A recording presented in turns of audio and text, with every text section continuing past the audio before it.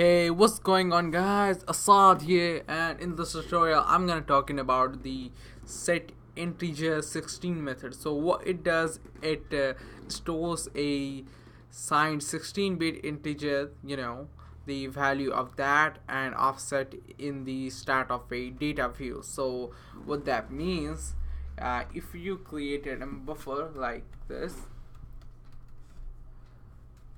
and use a new operator and create a shared array with just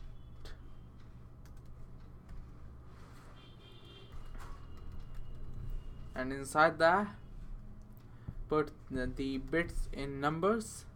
Here I'm using 16 bits, and after that what we're gonna do is create view equals use a new operator to data view,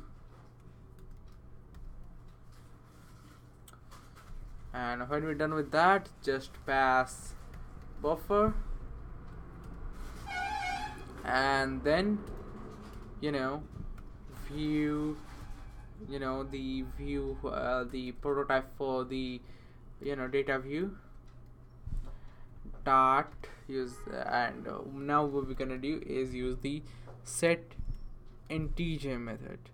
So set int 16, and now what we need to do is pass in a number, I mean the index of it, and after that you will pass the integer.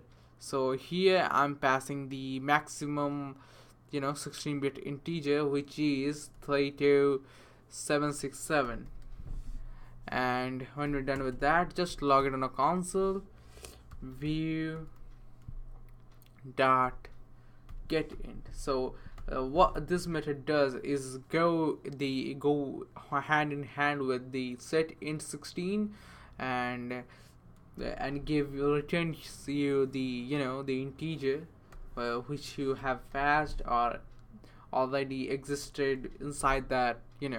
So when we pass the index, it's gonna give you the max 16 digit science integer. So hope you guys understand. That's it for today's video, guys. See you guys next time.